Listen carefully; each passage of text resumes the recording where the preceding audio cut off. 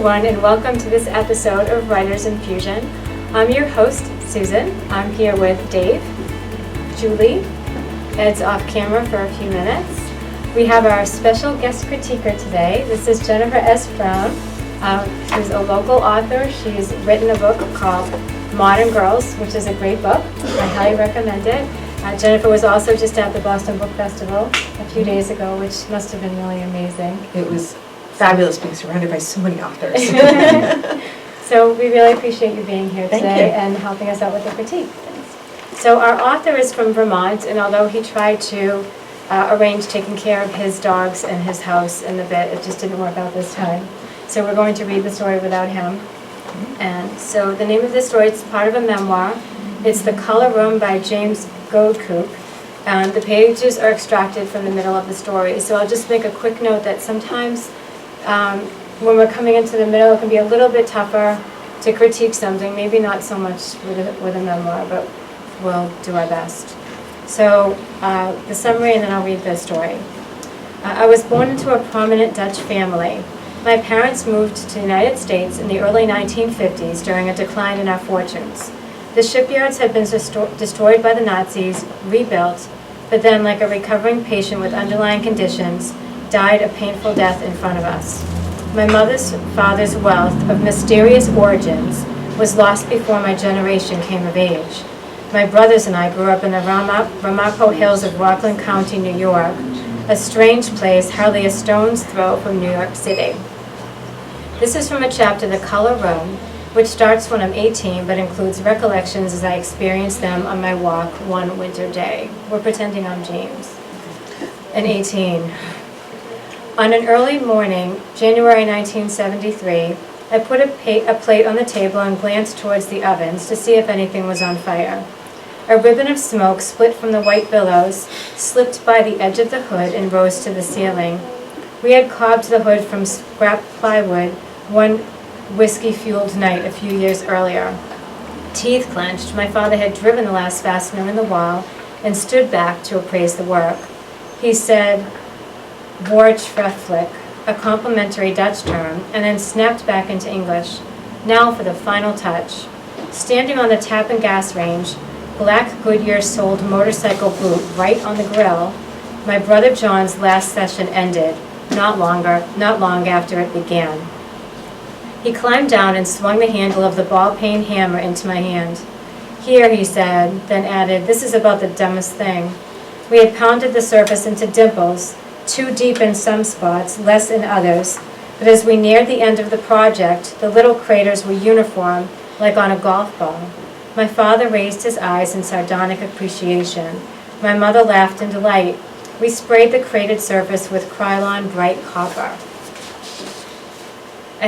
Powering the hood, a heavy black fan, a relic from a surplus vendor on Canal Street and thick with grease, not from its repurposed life in our kitchen, but from some former service, chirped like a hoarse bird with every slow turn.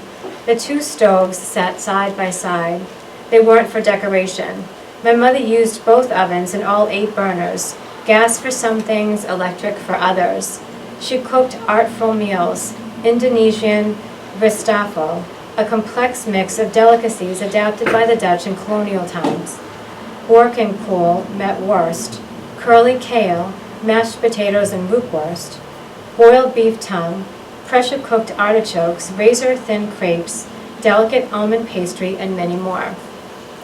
I could lay out a pound of bacon in the electric oven and have it done in no time. I sat on the kitchen bench, a utility piece well suited to the surroundings.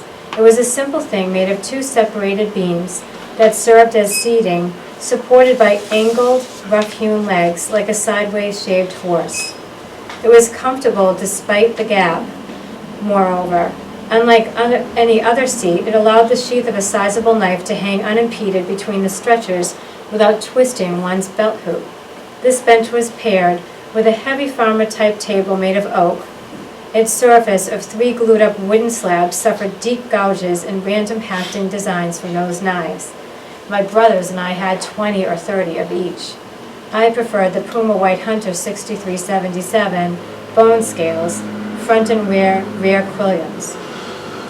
Some years before, at Heyman's Army Navy store in Suffern, a certain knife caught my attention. Behind the counter, Mr. Heyman eyed me with suspicion. He and his twin ran the place. They were indistinguishable and equally ill-tempered, so in any meaningful sense, to a 12-year-old, it didn't matter which one it was. I lowered my glance and turned down the aisle toward my brother John. Without need of words, he assessed the situation and came over to inspect my knife. Just lost my place. To us. Thanks. The two of us shuffled around, backs to the counter, obscuring Mr. Hyman's view. John appeared suspicious of the quality. Gripping the handle, he viewed the blade with a concerned expression, flipped it, and pointed it to the stamp on the blade near the haft. In small letters, it said, "Made in Japan." He looked at me, shook his head, and then gestured to the knife he was holding. It said, "Made in Germany." Continuing his unbroken focus, he nodded. Familiar with Tolkien, I had a thin double-edged dagger like an Arkansas toothpick, with transparent green plastic handles and embedded designs like core swirls in a marble. I referred to it as the elfin dagger. Joost had a huge bowie of gleaming stainless. This knife, confiscated some years later by a state trooper in New Mexico, featured a bulbous handle of wrapped rawhide. In terms of respect, it stood alone among our knives, not only because of its seniority and fearsome presence, but because Joost had filed it out from a piece of raw bar stock, blade, butt gutter, and all. There was an old wooden door made of solid planks, flat on the ground around back near the porch. It must have sealed one of the furniture crates from Holland. John and I used it for Mumblepeg, a game played barefoot. We were then 8 or 10, and he explained the rules of the game. He said, "Stand over there." We stood 4 feet apart. "Now, make a bet on how many times I can stick the knife between your feet." 3, I said. He threw the knife. It stuck close to my left foot. "Now," as he jerked it out, "move your foot there and I'll try it again. If I can do it 2 more times, I win. If I hit your foot, you win. If you chicken out, I win." We had few mishaps. I remember one, and it involved inexperienced friends, not my brothers. A group of us were camping on the island. Things were uncontrolled, knives flying, winding in deflected spinning trajectories, when one sunk into my ankle. I thought, "God damn it, one of mine." I looked over the campfire. The bastard didn't even have his own knives. The single-piece red-handled throwing knife, now embedded in my ankle, was one of 3, green, red, and blue, coming from my matched set. The plastic sheath was ganged with staggered slots for quick retrieval, and the jackass had that, which was empty, on his belt. One summer, Joost designated an immense tree in the pine woods as the knife-throwing tree. It was a 2-stemmed white pine, perhaps 5 foot in diameter, and we sent hunting knives, pocket knives, hatchets, axes, and tomahawks sailing into that tree. Bark, splinters, and ricocheting weapons flew off in all directions. Joost then hung an immense log in front of the knife-throwing tree. The moving target swung like a pendulum. In the pre-dawn light, I bit into my bacon sandwich and gazed out the window. Everyone was asleep. With saws, axes, and hand tools, my parents had cleared an expanse of woods the size of a football field behind the house. I could now make out the heavy trolley cable crossing the field from the treehouse, the lake 100 yards out, and beyond that the silhouette of the distant Ramapo Hills. Standing up, I stepped backwards over the bench, loosened my belt, and rearranged the 10-inch knife, so that the blade, within its leather sheath, was now tucked in my right rear pocket and hidden from view. With belt cinched and shirt tails out, I was ready to address the day, much the same as I would dress any other day. It wasn't any form of concealment or subterfuge, but one of discretion. 3 months later, I would fly to New Mexico with the Puma. Economy was full and I got bumped to first class. With the entire row to myself, I slipped my buckle pin, pulled the white hunter loose, and set it on the seat next to me. Imagine that now. Mm-hmm. I looked up at the stewardess. She surveyed the passengers with one hand on her hip, the other on an empty headrest, and in time looked in my direction, expressionless. One eye, a little misaligned, suggested that she appraised something else. maybe the passenger behind. It was impossible to tell. But then she shifted her attention to the seat occupied by the knife and giggled. Buddha, the dog, sat on her window-height table watching for squirrels. I gave her a kiss and, passing through the entryway, snatched my coat from the pile of old clothing, boots, and artifacts and stepped into the cold air. I preferred Camel, non-filters. That's what my father smoked. My mother had smoked Parliaments for a while, but so not to create a bad example, quit when we were young. My father and I were in the living room. The fire was roaring. There were guests around, but for a moment the two of us sat uninterrupted, staring at the reflections of the flames on the polished surface of the marble table, glasses of whiskey. There was an odd wooden cigarette server from Japan with a level-actuated wooden duck that grabbed a short, standard non-filter. It made a springing noise, twangling like a haiku or something. I said, "Pop, I wonder maybe it isn't a good idea." I was 17 then and thinking about quitting. My timing must have been bad, or maybe it was the social context, or maybe the bourbon. He frowned and said, "Heh," a Dutch expression, or perhaps one unique to him.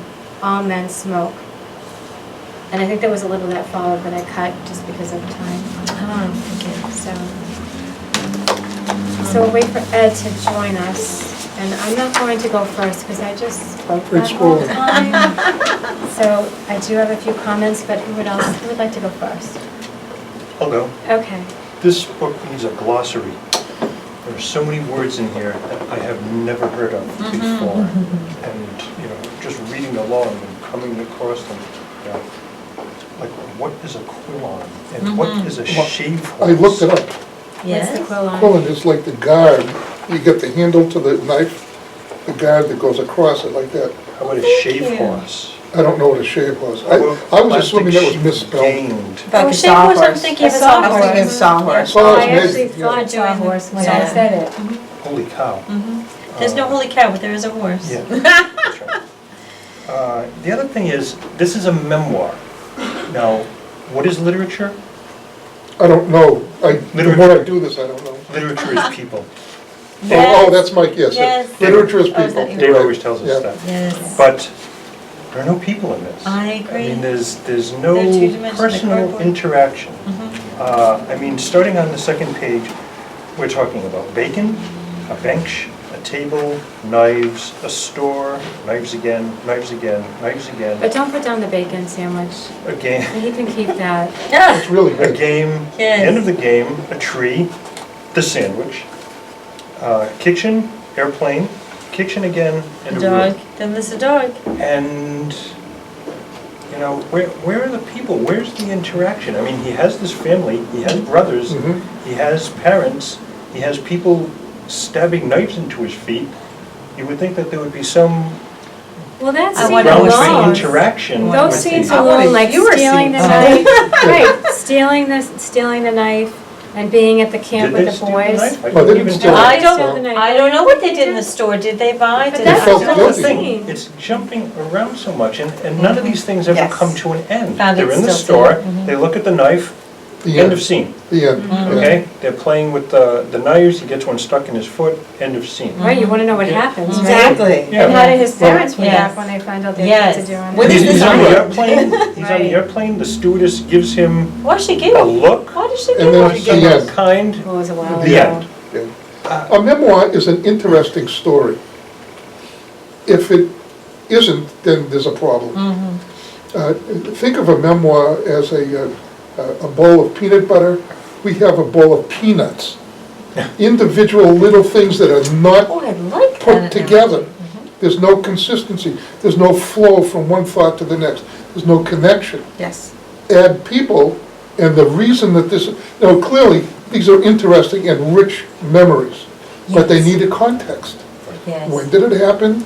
Who did it happen to? How did he react to it? What did he learn from it? Where did he go from there? What does it mean? Yeah, why is it in this, these are like snapshots. Right.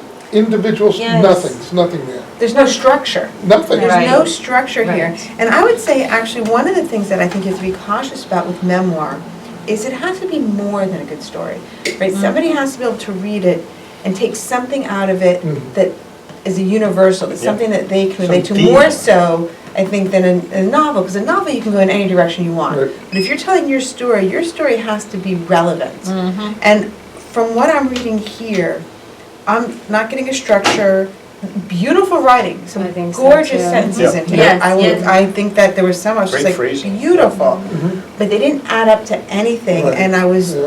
lost. So, Unsatisfying. There were some nice phrases, there was nice writing, and then on that very last paragraph, I wrote segue at the start, there are a lot of missing segues, but I don't think that's the topic sentence. I preferred Camel non-filters, we have not have made mention of cigarettes, but I thought maybe 3 down, my father and I were in the living room, might be a good topic sentence, and to go on with the fire and the whiskey, and then mention the cigarette server from Japan, and then I preferred Camel non-filters. well, what is Made this more adding sense. to? I don't know, I'm hoping it's a scene, I need a scene, but Well, I just thought if I I could. think people think that sometimes a memoir can be, this is what I remember initially, and that's what I'm gonna put down, and that because it's a memoir, and, like, you know, sometimes we think. These things really happen, so. Right. Right, But so I that must doesn't plus- mean them down in it's order. interesting. Right, so I think sometimes people might think that a memoir is, I remembered this piece, and then I remembered this piece, and then I remembered this piece, and kind of all over the place, but that doesn't mean it's okay to tell it like that. Yes, So- yes. Like we've been saying, these, first of all, I think your writing's beautiful. I think it's really good writing. Yes. So no knock on that. But I think everything needs to be, at least in a lot of cases, in chronological order. You know, one movie I'm thinking about, I don't know why it popped in my head, is Stand By Me. Were they throwing knives in that movie?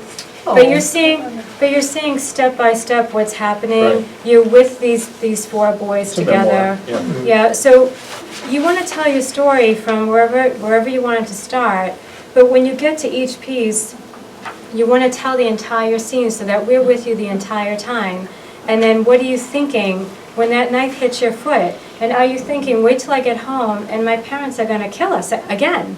You know, so we want to know what's going to be happening. And one little example I can give you right from the beginning, you started off when you were 18 in this kitchen, and after 2 sentences, you went Well- back.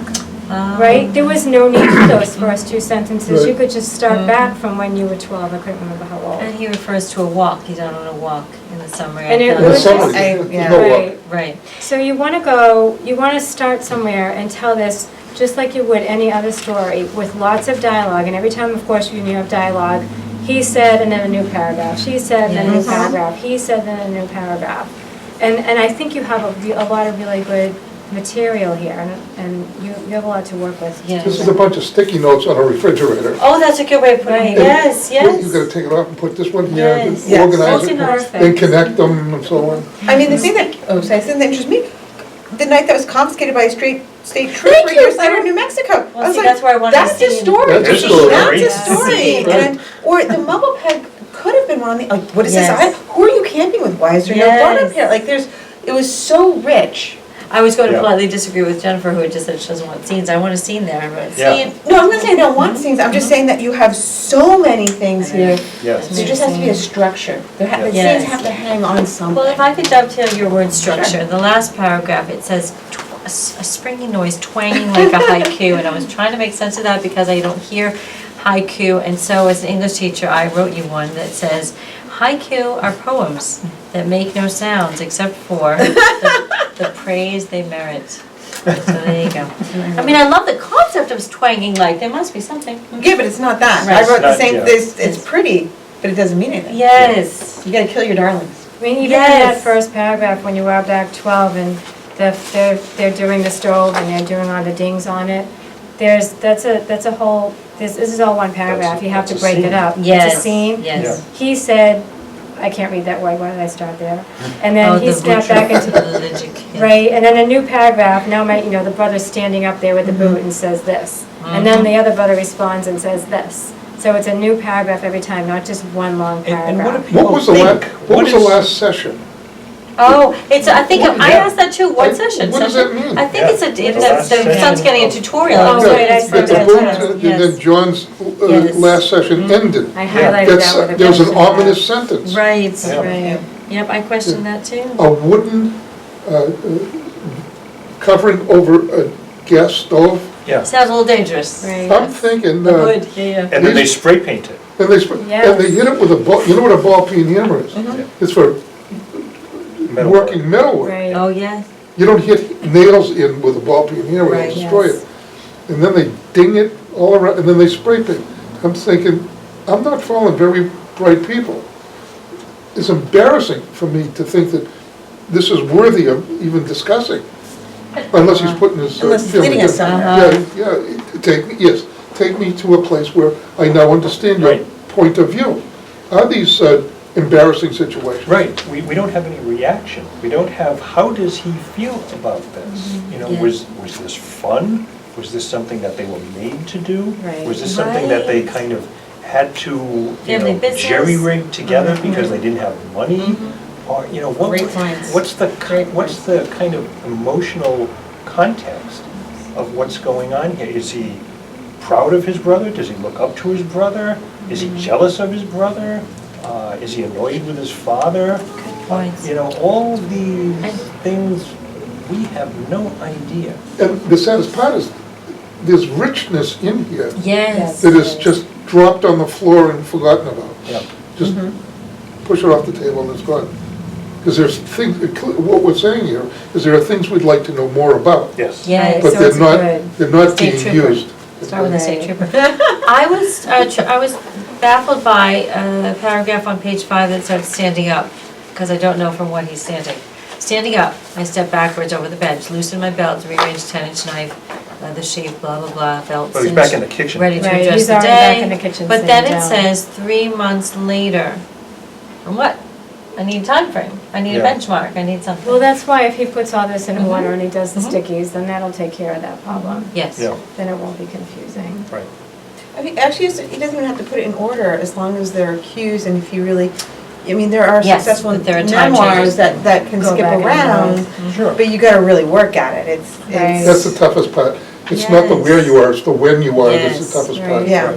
Although I do, like, you know, in the whole kitchen, I never could really place myself in it. I was trying to No. picture it, and I didn't even understand all that stuff with the ball peen hammer, and I was, It and took the a few guns readings to and, figure out what and I sort of what could- exactly they were. yeah, I could and then sort of the picture it, but I didn't bench that he's sitting understand it. on. Yeah. Well, there was a gap in the middle so that the Slots of- knives. You can slide Yes. it, right. Like, this must Okay, be very then important what? to wear knives to Yes, construct to a kitchen. bench to allow that to happen.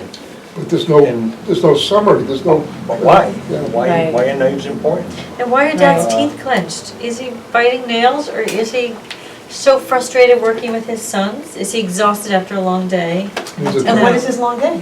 I mean, we don't really know anything about that Right. relationship. The whole family's a mystery. It's the things we know about, not the people. But you can And see, that's the we failure. want to know more about it. Yeah, Yes. You know, We're there's curious. You have a lot more here that you could tell us. And there's a lot of good imagery, you know, black Goodyear sold motorcycle boot right on the grill. Mm-hmm. I can picture that. yeah. There's a lot of construction always going on in my house, so. I like ribbon of smoke split from the I white thought a- villas. I the thought a body lot of of the it was top. really Yep, good. that was It really Is good. it carved or cobbled? Cobbled, I I wrote think. that I down said too. the wrong word, because it just Yeah. didn't seem right to me. Right. I meant to look it up, but I did note that too, it's highlighted. How are we doing for time? I never checked the beginning of the time. We might have another minute. I don't think we have to force it if we're No, done. we're we're done. done, we're done. Does anyone else have We anything? do have a. Juiced, by the way, I didn't know who Juiced I was. think it's a brother, but we don't know. One of the Hasn't been brothers. But that's introduced. one of the things where you want to keep in mind when you're introducing someone, that we know who he is. Absolutely. No, Course because in it's the the middle, previous so paragraph, he says, possibly. "My brother John." But he had Yeah, said three brothers brothers. plural at one He point. has several brothers. So, But that was really He's unclear to James, they me. may be all J brothers. and actually, this is the middle, maybe by now we Yes. know. Yeah, That's pretty true. sure. Yeah, right, I That's true. forgot about Yeah, that. the summary comments on the paragraphs, I embed them in, and it became increasingly frustrating to read these paragraphs with no conclusion and no summary or no lead into the next. And it shows, and I didn't realize it when I was doing it, but this is a jumble of misplaced ideas. You know, put them in order, gives them, and it got worse. I mean, I became hostile.